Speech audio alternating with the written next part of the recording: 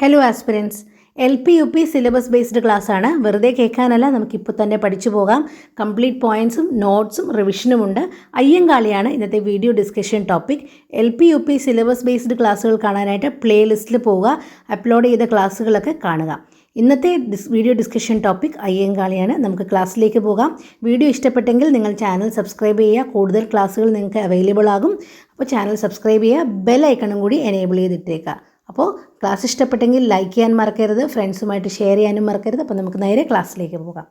നമസ്കാരം. അയ്യങ്കാളി, അധസ്ഥിതരുടെ പടത്തലവൻ എന്നറിയപ്പെടുന്ന അയ്യങ്കാളിയെക്കുറിച്ച് നമുക്ക് ഡീറ്റെയിൽഡ് ആയിട്ട് പഠിക്കാം. എക്സാം പോയിന്റ് ഓഫ് വ്യൂവിൽ വളരെ വളരെ ഇമ്പോർട്ടൻ്റ് ആയിട്ടുള്ളൊരു നവോത്ഥാന നായകനാണ് അയ്യങ്കാളി. ഡീറ്റെയിൽഡ് ആയിട്ട് തന്നെ പഠിച്ചു വെക്കണം.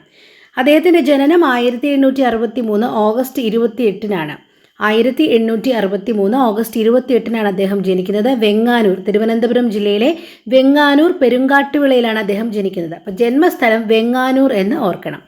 അദ്ദേഹത്തിൻ്റെ ജന്മഗൃഹം പ്ലാവത്തറ വീടാണ്. അപ്പോൾ 1863 ഓഗസ്റ്റ് 28-ന് അദ്ദേഹം വെങ്ങാനൂരിൽ ജനിക്കുന്നു. അദ്ദേഹത്തിൻ്റെ ജന്മഗൃഹം പ്ലാവത്തറ വീട്. അപ്പോൾ നമ്മൾ നേരത്തെ പഠിച്ചു, ചട്ടമ്പി സ്വാമികളുടേത് ഉള്ളൂർക്കോട് വീട്, ശ്രീനാരായണ ഗുരുവിൻ്റേത് വയൽവാരം വീട്, അതുപോലെ അയ്യങ്കാളിയുടെ ജന്മഗൃഹം പ്ലാവത്തറ വീട്. അദ്ദേഹത്തിൻ്റെ ബാല്യകാല നാമമായിരുന്നു കാളി. കാളി എന്നായിരുന്നു അയ്യങ്കാളിയുടെ ബാല്യകാല നാമം. ഇനി അദ്ദേഹത്തിന് നവോത്ഥാന നായകൻ എന്ന നിലയ്ക്കുള്ള എന്തൊക്കെ പ്രത്യേകതകളാണുള്ളതെന്ന് നോക്കാം. ഇന്ത്യയിലെ ആദ്യത്തെ തൊഴിലാളി നേതാവാണ് അദ്ദേഹം. ഇന്ത്യയിലെ ആദ്യത്തെ തൊഴിലാളി നേതാവാണ് അദ്ദേഹം. സാധുജന പരിപാലന സംഘം സ്ഥാപിച്ചത് അദ്ദേഹമാണ്. സാധുജന പരിപാലന സംഘം സ്ഥാപിച്ച നവോത്ഥാന നായകനാണ് അയ്യങ്കാളി. ആധുനിക ദളിതരുടെ പിതാവ് എന്നാണ് അദ്ദേഹം അറിയപ്പെടുന്നത്. നിരക്ഷരനായ കേരളത്തിൻ്റെ പരിഷ്കർത്താവാണ് അദ്ദേഹം. നിരക്ഷരനായ കേരളത്തിൻ്റെ പരിഷ്കർത്താവ്. പുലയ സമുദായത്തിലുള്ള വിദ്യാർത്ഥികൾക്ക് വേണ്ടി അദ്ദേഹം വെങ്ങാനൂരിൽ കുടിപ്പള്ളിക്കുടം സ്ഥാപിച്ചു. കേരളത്തിലെ ആദ്യത്തെ സംഘടിത കർഷക സമരത്തിന് നേതൃത്വം നൽകി. അപ്പം പുലയ സമുദായത്തിലുള്ള വിദ്യാർത്ഥികൾക്ക് വേണ്ടി വെങ്ങാനൂരിൽ അദ്ദേഹം കുടിപ്പള്ളിക്കുടം സ്ഥാപിച്ചു. കേരളത്തിലെ ആദ്യത്തെ സംഘടിത കർഷക സമരത്തിന് അദ്ദേഹം നേതൃത്വം നൽകി. അതുപോലെ ദളിതർക്ക് സഞ്ചാര സ്വാതന്ത്ര്യം നേടിക്കൊടുക്കുന്നതിനായിട്ട് അദ്ദേഹം വില്ലുവണ്ടി യാത്ര നടത്തി. ദളിതർക്ക് പൊതുനിരത്തിൽ കൂടിയുള്ള സഞ്ചാര സ്വാതന്ത്ര്യം നേടിക്കൊടുക്കുന്നതിനായിട്ട് വില്ലുവണ്ടി യാത്ര നടത്തിയ നവോത്ഥാന നായകനാണ് അയ്യങ്കാളി. അപ്പോൾ അദ്ദേഹത്തിൻ്റെ പ്രത്യേകതകളെല്ലാം പഠിച്ചു വയ്ക്കുക. നമ്മൾ എപ്പോഴും പറയാറുള്ളത് പോലെ ഈ ഗ്രീനിൽ തന്നിരിക്കുന്നത് read and revise twice. Okay, R² എന്ന് പറഞ്ഞാൽ റീഡ് ആൻഡ് റിവൈസ് ട്വൈസ്. അപ്പോൾ ഇന്ത്യയിലെ ആദ്യത്തെ തൊഴിലാളി നേതാവാണ് അയ്യങ്കാളി. സാധുജന പരിപാലന സംഘം സ്ഥാപിച്ചത് അദ്ദേഹമാണ്. ആധുനിക ദളിതരുടെ പിതാവ് എന്നാണ് അദ്ദേഹം അറിയപ്പെടുന്നത്. നിരക്ഷരനായ കേരളത്തിൻ്റെ പരിഷ്കർത്താവാണ് അദ്ദേഹം. പുലയ സമുദായത്തിലുള്ള വിദ്യാർത്ഥികൾക്ക് വേണ്ടി വെങ്ങാനൂരിൽ അദ്ദേഹം കുടിപ്പള്ളിക്കുടം സ്ഥാപിച്ചു. കേരളത്തിലെ ആദ്യത്തെ സംഘടിത കർഷക സമരത്തിന് അദ്ദേഹം നേതൃത്വം നൽകി. ദളിതർക്ക് സഞ്ചാര സ്വാതന്ത്ര്യം നേടിക്കൊടുക്കുന്നതിനായിട്ട് അദ്ദേഹം വില്ലുവണ്ടി യാത്ര നടത്തി. നോക്കാം അദ്ദേഹത്തിൻ്റെ വിശേഷണങ്ങൾ എന്തൊക്കെയാണെന്ന് നോക്കാം. അദ്ദേഹത്തിന് ഒരുപാട് വിശേഷണങ്ങളുണ്ട്. ഓരോന്നായിട്ട് നമുക്ക് നോക്കാം. അദ്ദേഹത്തിനെ മഹാത്മാ എന്ന് വിളിക്കുന്നുണ്ട്. മഹാത്മാ. ആധുനിക ദളിതരുടെ പിതാവ് എന്ന അദ്ദേഹത്തിന് ഒരു വിശേഷണമുണ്ട്. അദ്ദേഹത്തിനെ പുലയ രാജ എന്ന് വിശേഷിപ്പിച്ചത് ആരാണ്? ഗാന്ധിജിയാണ് അദ്ദേഹത്തിനെ പുലയ രാജ എന്ന് വിശേഷിപ്പിച്ചത്. കേരള സ്പാർട്ടക്കസ് എന്ന് അദ്ദേഹം അറിയപ്പെടുന്നുണ്ട്. ആളിക്കത്തിയ തീപ്പൊരി എന്ന വിശേഷണവുമുണ്ട് അദ്ദേഹത്തിന്. ആളിക്കത്തിയ തീപ്പൊരി എന്ന വിശേഷണമുള്ള സാമൂഹ്യ പരിഷ്കർത്താവ് ആരെന്ന് ചോദിച്ചാൽ അയ്യങ്കാളി. മഹാത്മാ എന്നറിയപ്പെടുന്നത് അദ്ദേഹമാണ്. അധസ്ഥിതരുടെ പടത്തലവൻ അയ്യങ്കാളിയാണ്. ആധുനിക ദളിതരുടെ പിതാവ് അയ്യങ്കാളിയാണ്. പുലയ രാജ എന്ന് അയ്യങ്കാളിയെ വിശേഷിപ്പിച്ചത് ആരാണ്? ഗാന്ധിജി. കേരള സ്പാർട്ടക്കസ് എന്നറിയപ്പെടുന്നത് അയ്യങ്കാളി. ഇനിയുമുണ്ട് കറുത്ത സൂര്യൻ എന്ന് അദ്ദേഹം അറിയപ്പെടുന്നു. ഇന്ത്യയുടെ മഹാനായ പുത്രൻ എന്ന് അദ്ദേഹത്തിനെ വിശേഷിപ്പിച്ചത് ഇന്ദിരാഗാന്ധിയാണ്. അപ്പോൾ പുലയ രാജ എന്ന് ഗാന്ധിജി വിശേഷിപ്പിച്ചു, ഇന്ത്യയുടെ മഹാനായ പുത്രൻ എന്ന് ഇന്ദിരാഗാന്ധി വിശേഷിപ്പിച്ചു. ഇനി E.K. നായനാർ കൊടുത്ത വിശേഷണം എന്താ? ഇന്ത്യയിലെ ആദ്യത്തെ കമ്മ്യൂണിസ്റ്റ് എന്നാണ് E.K. നായനാർ കൊടുത്ത വിശേഷണം. അധസ്ഥിതരുടെ പടത്തലവൻ എന്നറിയപ്പെടുന്നുണ്ട്, യജമാനൻ എന്നും അറിയപ്പെടുന്നുണ്ട്. അപ്പോൾ അദ്ദേഹത്തിൻ്റെ വിശേഷണങ്ങളൊന്ന് റിവൈസ് ചെയ്യാം. എന്തൊക്കെയാണ്? മഹാത്മാ, ആധുനിക ദളിതരുടെ പിതാവ്, പുലയ രാജ, കേരള സ്പാർട്ടക്കസ്, ആളിക്കത്തിയ തീപ്പൊരി, കറുത്ത സൂര്യൻ, ഇന്ത്യയുടെ മഹാനായ പുത്രൻ, ഇന്ത്യയിലെ ആദ്യത്തെ കമ്മ്യൂണിസ്റ്റ്, അധസ്ഥിതരുടെ പടത്തലവൻ, യജമാനൻ. ഇതെല്ലാം ആരാണ്? അയ്യങ്കാളിയാണ്.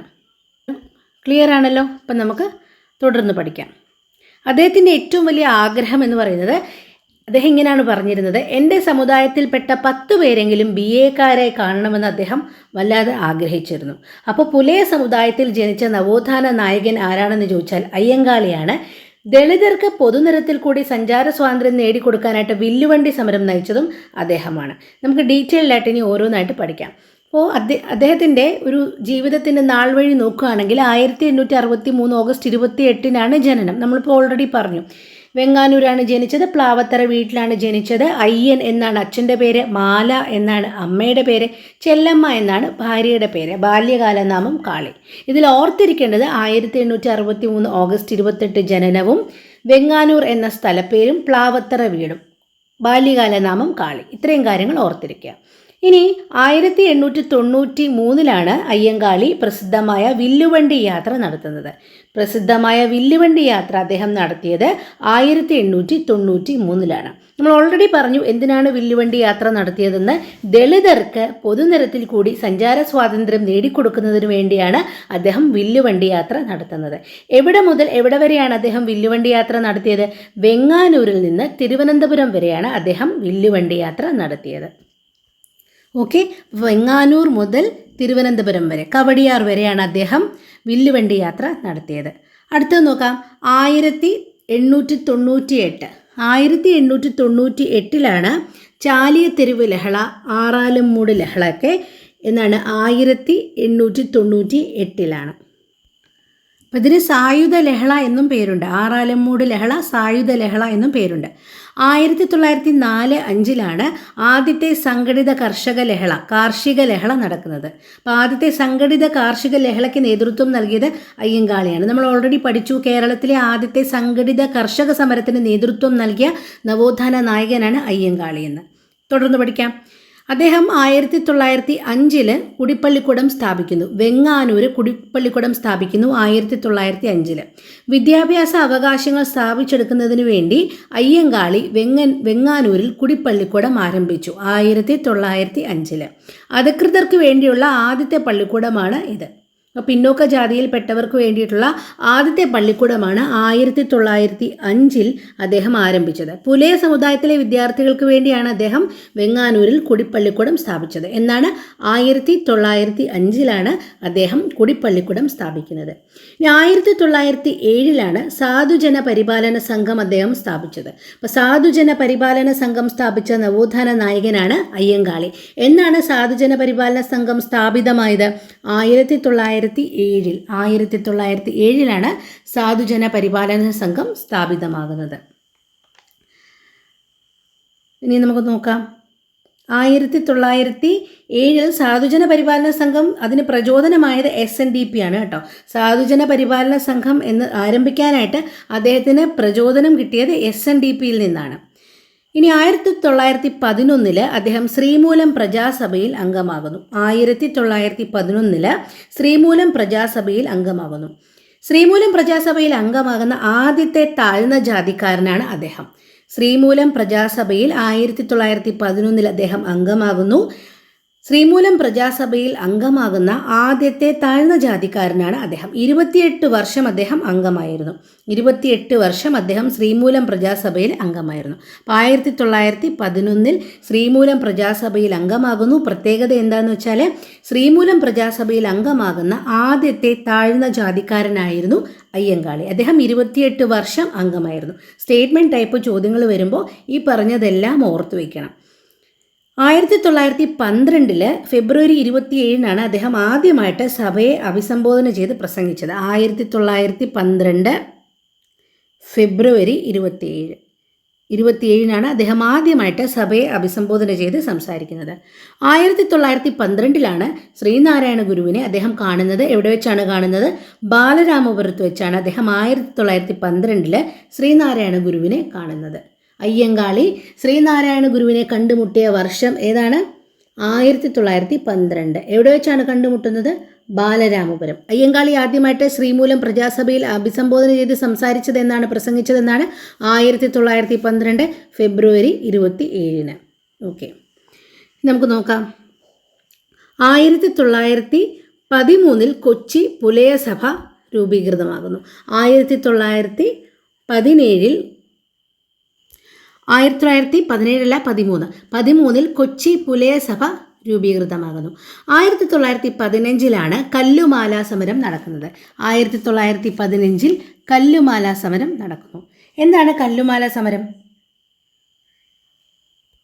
കല്ലുമാല സമരമെന്നും പെരിനാട് സമരമെന്നും അറിയപ്പെടുന്നുണ്ട്. പിന്നോക്ക ജാതിയിൽപ്പെട്ട സ്ത്രീകൾക്ക് അന്ന് ജാതി ചിഹ്നമായിട്ട് അതിൻ്റെ അടയാളമായിട്ട് കല്ലുകൊണ്ടുള്ള ആഭരണങ്ങൾ അണിയണം. സാധാരണ മറ്റ് സ്ത്രീകൾ അണിയുന്ന പോലെയുള്ള ആഭരണങ്ങൾ അണിയാനുള്ള അവകാശമില്ല പിന്നോക്ക ജാതിയിൽപ്പെട്ട സ്ത്രീകൾക്ക്. അവരവരുടെ ജാതി ചിഹ്നത്തിൻ്റെ അടയാളം എന്നോണം കല്ലുകൊണ്ടുള്ള ഹെവി ആയിട്ടുള്ള ആഭരണങ്ങളാണ് അണിയേണ്ടത്. അത് സാമൂഹിക തിന്മയാണല്ലേ. ഇതിനെതിരെ നടന്ന സമരമാണ് അദ്ദേഹം നടത്തിയ കല്ലുമാല സമരം. അപ്പോൾ 1915 കല്ലുമാല സമരം നടക്കുന്നത്. ഒരു ചോദ്യം ചോദിക്കാം, പെരിനാട് സർവ്വസമുദായ സമ്മേളനം അയ്യങ്കാളിയുടെ നേതൃത്വത്തിൽ നടന്നത് എന്നാണ്? 1915. കല്ലുമാല സമരം, പെരിനാട് സമരം എല്ലാം ഒന്ന് തന്നെയാണ്. 1915 കല്ലുമാല ലഹള അഥവാ പെരിനാട് ലഹള നടന്നത്. കൊല്ലത്തിനടുത്തുള്ള പെരിനാടായിരുന്നു ഇതിൻ്റെ പ്രധാന സമരകേന്ദ്രം. അതുകൊണ്ടാണ് കല്ലുമാല സമരം പെരിനാട് ലഹള എന്നും അറിയപ്പെട്ടത്. അപ്പോൾ എന്തായാലും നമ്മൾ ഡീറ്റെയിൽഡായിട്ട് പറഞ്ഞു. പുലയരുൾപ്പെടെയുള്ള താഴ്ന്ന ജാതിയിൽപ്പെട്ട സ്ത്രീകൾക്ക് ആഭരണങ്ങൾ അണിയാനായിട്ട് പെർമിഷൻ ഇല്ലായിരുന്നു. അവർക്ക് ജാതിയുടെ അടയാളം എന്നോണം കല്ലുകൊണ്ടുള്ള ആഭരണങ്ങളായിരുന്നു അവർക്ക് അണിയാനായിട്ട് പെർമിഷൻ ഉള്ളത്. അപ്പോൾ ഇതിനെതിരെ 1915 അയ്യങ്കാളിയുടെ നേതൃത്വത്തിൽ കല്ലുമാലകളൊക്കെ ബഹിഷ്കരിക്കുകയും ഉയർന്ന ജാതിയിൽപ്പെട്ടവരെ പോലെ ആധുനിക തരത്തിലുള്ള ആഭരണങ്ങളൊക്കെ അണിയാനുള്ള അവകാശം താഴ്ന്ന ജാതിക്കാരൻ നേടിയെടുക്കുകയും ചെയ്തു. ഈ ലഹളയാണ് കല്ലുമാല സമരം അഥവാ പെരിനാട് ലഹള എന്നറിയപ്പെടുന്നത്. ഇതിനെ ഊരൂട്ടമ്പലം ലഹള എന്നും 90-ാം ആണ്ട് ലഹള എന്നും പറയുന്നുണ്ട്. ഇനി 1937 ഗാന്ധിജി 5ാമത് കേരളം സന്ദർശിക്കുന്നത്. ആ സമയത്ത് അദ്ദേഹത്തിനെ സന്ദർശിക്കുന്നുണ്ട്. അയ്യങ്കാളി ഗാന്ധിജിയെ കാണുന്നുണ്ട്. 1937 ഗാന്ധിജി സന്ദർശിക്കുന്നുണ്ട്. ഇനി 1938 സാധുജന പരിപാലന സംഘം പുലയ സഭയായിട്ട് മാറുന്നു, പുലയ മഹാസഭയായിട്ട് മാറുന്നു. 1941 ജൂൺ 18 അദ്ദേഹം അന്തരിക്കുന്നു. 1941 ജൂൺ 18 അദ്ദേഹം അന്തരിക്കുന്നത്. അപ്പോൾ ഇനി കുറച്ച് കാര്യങ്ങളൂടി പഠിക്കാനുണ്ട്. 1942 സമസ്ത തിരുവിതാംകൂർ പുലയ മഹാസഭ രൂപീകൃതമാകുന്നു. 1942 സമസ്ത തിരുവിതാംകൂർ പുലയ മഹാസഭ രൂപീകൃതമാകുന്നു. 2002 ഓഗസ്റ്റ് 12 അദ്ദേഹത്തിൻ്റെ സ്മരണാർത്ഥം തപാൽ വകുപ്പ് സ്റ്റാമ്പ് പുറത്തിറക്കുന്നത്. ഇപ്പോൾ 2002 ഓഗസ്റ്റ് 12 ഇന്ത്യൻ തപാൽ വകുപ്പ് അയ്യങ്കാളിയോടുള്ള ആദരസൂചകമായിട്ട് തപാൽ സ്റ്റാമ്പ് പുറത്തിറക്കുന്നു. 2002 ഓഗസ്റ്റ് 12. ഇനി 2010 Ayyankali urban employment guarantee scheme ആരംഭിക്കുന്നു. അയ്യങ്കാളി നഗര തൊഴിലുറപ്പ് പദ്ധതി, Ayyankali urban employment guarantee scheme ആരംഭിച്ച വർഷം ഏതാണ്? 2010. 2010 അയ്യങ്കാളിയുടെ അർബൻ എംപ്ലോയ്മെൻറ്റ് ഗ്യാരണ്ടി സ്കീം എന്നൊരു പദ്ധതി ആരംഭിക്കുന്നത്. ഇനി അയ്യങ്കാളിയുടെ പേരിൽ ഒരു ചെയർ ആരംഭിച്ച സർവകലാശാലയാണ് കേന്ദ്ര സർവകലാശാല കാസർഗോഡ്.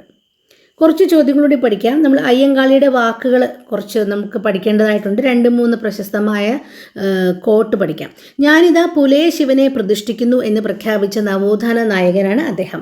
അയ്യങ്കാളിയുടെ വാക്കുകൾ പഠിക്കുകയാണെങ്കിൽ അദ്ദേഹത്തിൻ്റെ ഏറ്റവും ഇമ്പോർട്ടൻ്റ് ആയിട്ട് അദ്ദേഹം പറയുന്നത് ഞാനിതാ പുലയ ശിവനെ പ്രതിഷ്ഠിക്കുന്നു എന്ന് പ്രഖ്യാപിച്ച നവോത്ഥാന നായകനാണ് അയ്യങ്കാളി. അടുത്തത്, ഞങ്ങളുടെ കുഞ്ഞുങ്ങളെ പഠിപ്പിച്ചില്ലെങ്കിൽ കാണായ പാഠങ്ങളിലെല്ലാം മുടിപ്പുല്ല് കുരിപ്പിക്കും എന്ന മുദ്രാവാക്യവുമായി സമരം നടത്തിയത് അദ്ദേഹമാണ്. ഞങ്ങളുടെ കുഞ്ഞുങ്ങളെ, ഏങ്കളുടെ കുഞ്ഞുങ്ങളെ എന്നാണ്, ഏങ്കളുടെ കുഞ്ഞുങ്ങളെ പഠിപ്പിച്ചില്ലെങ്കിൽ കാണായ പാഠങ്ങളിലെല്ലാം മുടിപ്പുല്ല് കുരിപ്പിക്കും എന്ന മുദ്രാവാക്യവുമായി സമരം നടത്തിയത് അയ്യങ്കാളിയാണ്. അപ്പോൾ ചോദ്യങ്ങളും അങ്ങനെയും വരാം. അപ്പോൾ അതുകൊണ്ട് ഇതാരുടെ വാക്കുകളാണെന്ന് ചോദിച്ചാൽ നമ്മളത് എഴുതാനും പഠിച്ചിരിക്കണം. അയ്യങ്കാളിയുടെ ശവകുടീരം അറിയപ്പെടുന്നത് പാഞ്ചജന്യം എന്നാണ്. അയ്യങ്കാളിയുടെ ശവകുടീരം അറിയപ്പെടുന്നത് പാഞ്ചജന്യം എന്നാണ്. അയ്യങ്കാളിയുടെ പ്രതിമ തിരുവനന്തപുരത്തുണ്ട്, വെള്ളയമ്പലത്തിൽ. അത് അനാച്ഛാദനം ചെയ്തത് 1980. അയ്യങ്കാളിയുടെ പ്രതിമ അനാച്ഛാദനം ചെയ്തത് 1980 പ്രതിമ അനാച്ഛാദനം ചെയ്തത്.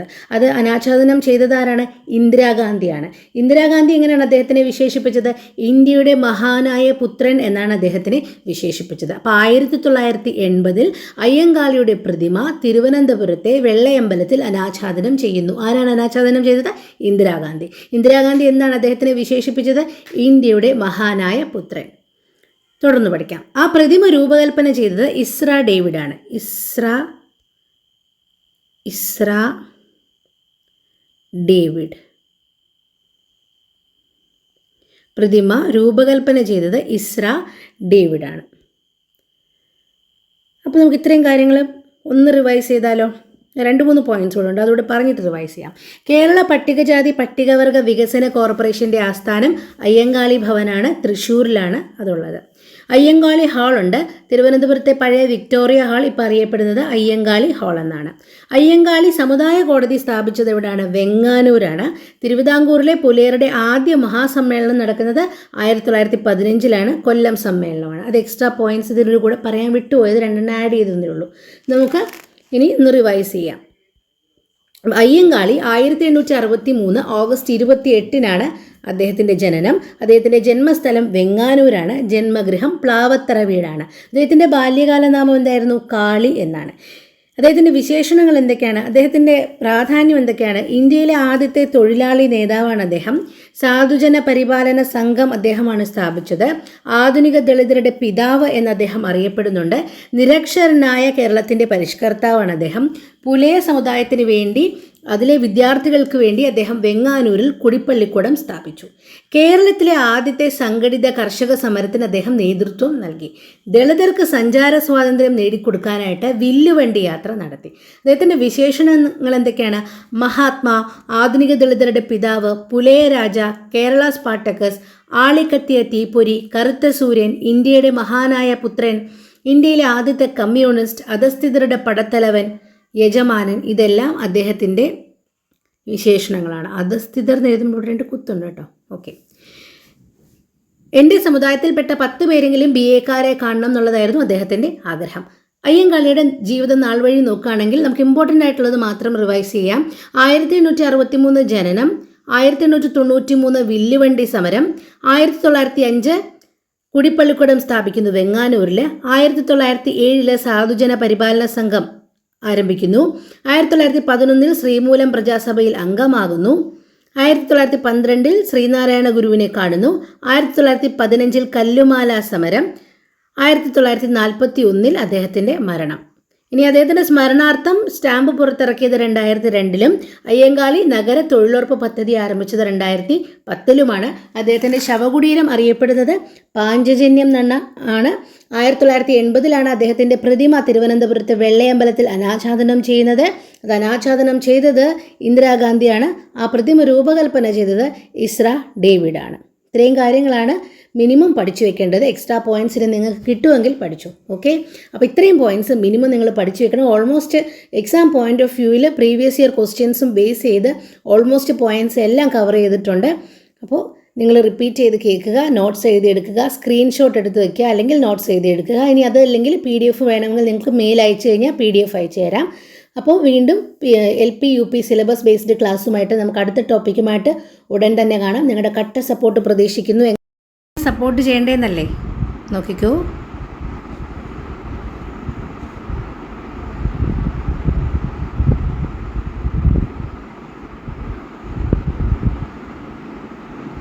Okay, thanks for watching. Have a great day.